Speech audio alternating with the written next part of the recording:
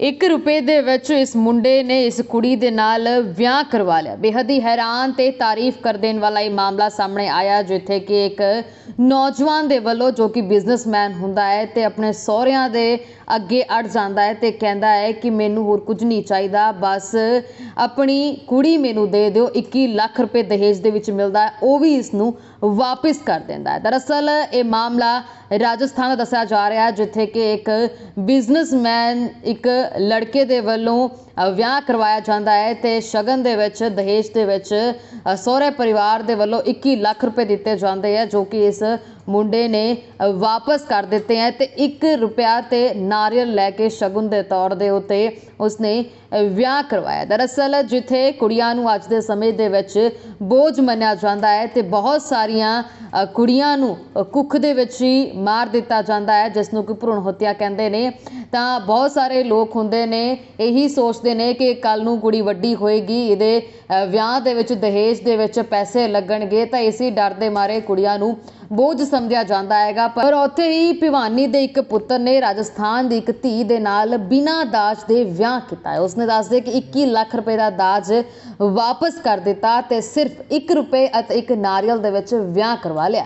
लोग उसकी बिना दाज दे विआह करन दी प्रशंसा नूं बहुत जिहड़ा कि तारीफ भी कर रहे हैं। भिवानी दे पिंड जाटू लोहारी दे वसनीक मोहित ने कहा कि वह एक कारोबारी है, एक बिजनेसमैन है अते अपने मापियां तो प्रेरणा लैके उसने बिना दहेज दे विआह किया है। भिवानी दे जाटू लाहौरी पिंड दे कारोबारी मोहित ने कहा कि वह देवनगर कलोनी दे विच रहिंदा है ते वह BA पास है। उसने दस्सिया है कि उसका विआह बिना दाज दे होया सीगा। उसनूं शुरू तो ही दाज बारे कोई विचार नहीं सीगा। कुड़ियां दे नाल हर रोज़ अजिहियां घटना वापरदियां रहियां ने। कई थावां दे उत्ते देखिया जाता है कि जेकर किसी कुड़ी तो दाज लिया जाता है तो वह विआह तो बाद परिवार का सत्कार नहीं करती अते परिवार दे विच दरार पै जाती है, मापे भी खुश नहीं रहते। तो मोहित ने कहा कि दाज के कारण सस अते नूह दे विचकार दरार हुंदी है। जदों कोई बिना दाज दे विआह करता है तो परिवार दे विच खुशी हुंदी है, उन्हां दे आपस दे विच चंगे व्यवहार भी हुंदे ने। कुड़ी अपने मापियां दी भी सेवा करती है तो उसनूं अपने मापियां तो प्रेरणा मिली है।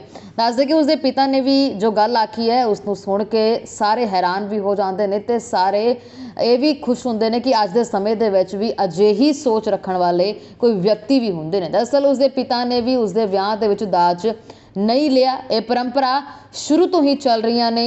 उन्होंने कहा कि दूजिਆਂ ਨੂੰ भी बिना दाज के विआह करने चाहिए ने। इस दे नाल परिवार दे विच भी खुशी आउंदी है।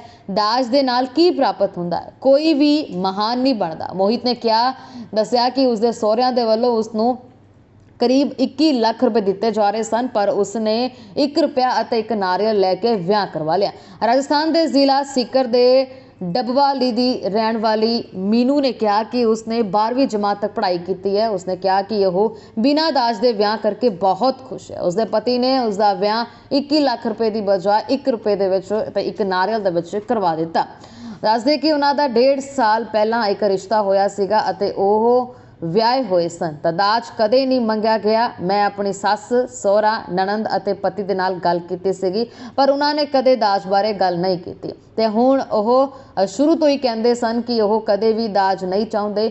ਮੈਨੂੰ ਨੇ ਕਿਹਾ ਕਿ ਸਮਾਜ ਦੇ ਵਿੱਚ ਹਰ ਪਾਸੇ ਮਾਪੇ ਨੂੰ ਡਰ ਰਹਿੰਦਾ ਹੈਗਾ ਕਿ ਜੇ ਅਸੀਂ ਦਾਜ ਨਹੀਂ ਦਿੰਦੇ ਤਾਂ ਸਾਡੀ ਧੀ ਦੇ ਸਹੁਰੇ ਉਸ ਨੂੰ ਤੰਗ ਪਰੇਸ਼ਾਨ ਕਰਨਗੇ। ਧੀ ਨੂੰ ਉਦਾਸ नहीं रहना चाहिए है, रिश्ता ना छड्डो ਅਤੇ ਉਸ ਨੂੰ ਘਰ ना भेजो। समाज ਦੇ ਵਿੱਚ बहुत सारिया बुराइयां ने। गरीब मापे जो कि दाज का प्रबंध नहीं कर सकते ਅਤੇ ਵਿਆਹ हो जाता हैगा, उन्हां दा विआहता जीवन बर्बाद हो जाता है। उन्हां दे मापिਆਂ ने भी इस डर के कारण पैसे का प्रबंध किया सीगा। उसके पति ने पैसे तो ज़्यादा महत्व देने की बजाय उसके प्यार नूं स्वीकार कर लिया। मैंने दस्सिया हैगा कि वह 3 भैन भरा ने। लाड़े के पिता कंवर पाल ने कहा है कि वह शुरू तो ही दाज के विरुद्ध ने। एक माँ बाप अपनी धी दे बालग होने तो बाद उसनूं जिहड़ा कि बहुत प्यार दिंदा है तो इस तो वड्डा दाज की हो सकता है। दूजे पुत्र का विआह भी बिना दाज दे ही किया जाएगा।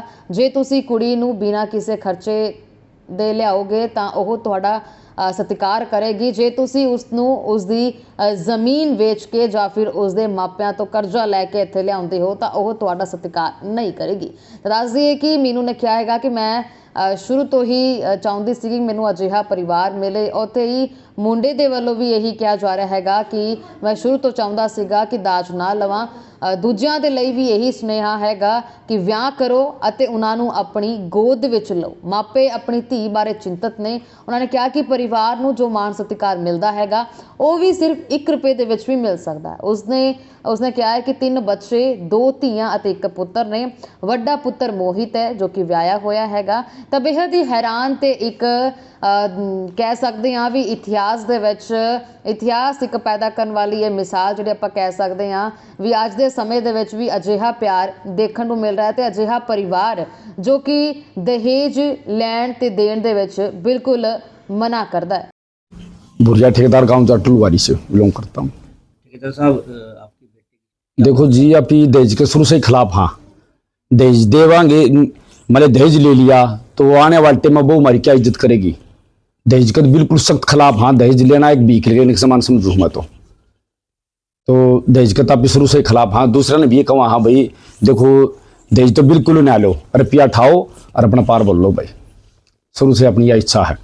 दूसरा लड़का का बीच है भी, उसकी एज अभी लड़के की एज पूरी होगी, इसकी बहन है दूसरी और वह छोटी है अभी 4 महीने। तो उसको तो हम 5 आदमी जाके ले आवांगे उसमें बारात। ये सच्चाई है, आप भी होगे हम भी होंगे उसमें। तो उसको कह दिया भी 100 रुपये भी तुम्हारा खर्चा नहीं कराएंगे। ये ले आए। हाँ, घर वालों को कह दिया था भी सामान भी मत दे। उसने ज़बरदस्ती सामान भी खरीद लिया। वो सामान खरीद लिया, हम सामान नहीं लाए। भाई तेरा सामान रखता खरीदा क्यों, जब हम ले नहीं रहे तो तू ज़बरदस्ती दे रहा है। तो वो अपने एक संदूक करी कल बारी तो वह उन्हें पीछे से भेज दी। तो हम दहेज का बिल्कुल जबरदस्त खिलाफ हैं। उसका खुद का अपना काम है, उसका टेंट का उसका काम है, कुछ जमीन से खेती बाड़ी करे है। मान लिया आज दहेज ले दे गया तो तड़का वो परेशान हो, रिश्तेदार परेशान तो हम परेशान।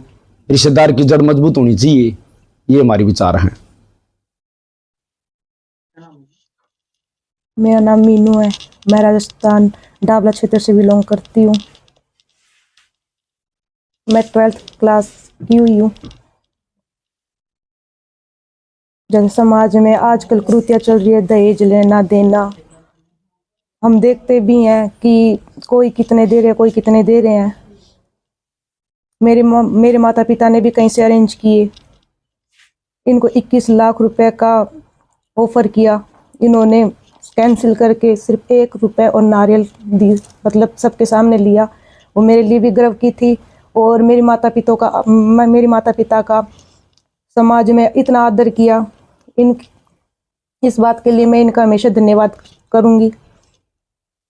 अब आपको यही मैसेज देना चाहती हूँ कि हर लड़की को बोझ ना समझ के एक अच्छी लाइफ दे और पढ़ाई लिखाई और उसकी हर विशेष पूरी करे, क्योंकि कोई ऐसा नहीं होता जो मतलब समाज में कई तो होते हैं जो दहेज लेते हैं और देते हैं, और कई ऐसे होते हैं जो दहेज के बिल्कुल ही विरुद्ध होते हैं, जिसमें से एक मेरे सास ससुर भी है। तो मैं हर लड़की से कहूँगी कि दहेज वगैरह ये सब मतलब एक साइड में रख के पहले हर सास ससुर को अपने माता पिता के रूप में देखे। मोहित जी, और हमारी शादी हुई थी अब, और हमने बिन दहेज के शादी की है 1 रुपया लेके। हम आए दिन ये देखते हैं, न्यूज़ में आता है कि इसने इतना ले लिया, इसने इतना ले लिया। तो हम जागरूक करना चाहते थे लोगों को कि हम समाज में, हमारे राजपूत समाज में होती है दहेज लेना, तो उनको जागरूक करने के लिए हमने पहल की है कि हम 1 रुपया लेके ही शादी करें। और ये हमारी प्रेरणा माता पिता से मिली है। दहेज के खिलाफ ही रही हमेशा माता पिता। आपके दोस्त पूछती है, ये सब पूछते हैं। फिर मैंने कहा था, मैं जो माँ बाप अपनी बेटी हाथ में दे देता है तो सब कुछ ही दे देता है। वो कन्यादान तो लड़की का ही होता है, वो रुपये का कोई कन्यादान होता ही नहीं है। एक माता पिता ने अपनी बेटी दे दी, सब कुछ दे दिया। ऐसा तो नहीं है बिना दहेज की शादी? कुछ है नहीं, भगवान की कृपा है, सब कुछ है, तो ऐसी कोई बात नहीं है। मैंने ग्रेजुएशन कर ली, अपने खुद के बिजनेस है सेटरिंग का और रोडी क्रेशर का। मैं ये प्रेरणा देना चाहूँगा कि इससे हटके मतलब कोई माँ बाप कुछ दे भी तो उसको खुद मना करना चाहिए उनको। मतलब 1 रुपया और नारियल ही लेना चाहिए हमेशा। मतलब जागरूकता जितनी करेंगे उतना ही तो ज़्यादा वो फैलेगा। सीमा, मैं ठाकुर जी की कृपा से धन्यवाद करती हूँ कान्हा जी का, कि भाई हमें कान्हा जी ने यही शिक्षा दी है कि भाई किसी का दहेज हम नहीं तो लेंगे, और भाई बेटी को देना तो मजबूरी होती है।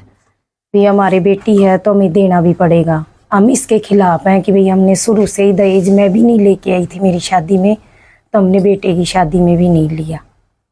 और मैं बेटी मतलब बहू को अपनी बेटी समझती हूँ और बहुत ज़्यादा बेटी का ही दर्जा दूंगी इसको। ना तो इस तरीके से आई कि भाई रोज अपन उसमें टीवी में देखते हैं, खबर सुनते हैं कि भाई बेटी के बाप ने क्या क्या दहेज देने के लिए अपने गिरवे भी रखते हैं। भी कई बेटियां आत्महत्या भी कर लेती हैं, दहेज भी देते हैं, फिर भी उनकी डिमांड पूरी नहीं होती। तो इसलिए मैंने अपने मन में यही विचार पैदा किया कि भाई मैं है ना कभी दहेज नहीं लूँगी अपने बेटों की शादी में। मेरे 2 हैं। हाँ, बड़ा बेटा है, लड़की 1 है। नहीं, बेटी का तो हमने रिश्ता कर रखा है, इस हम पूरी करेंगे उसको भी नहीं देने की। जैसे हमारे विचार हैं अगले की भी ऐसे ही होनी चाहिए, जहाँ गुड़िया जाएगी उस घर में कैसे ही देंगे कि भाई जैसे हमारी सोच है वैसी ही उनकी बननी चाहिए। कोई अपनी भाई जैसे बहू लेके आते हैं तो उनकी है ना सोच में बहुत फर्क हो जाता है।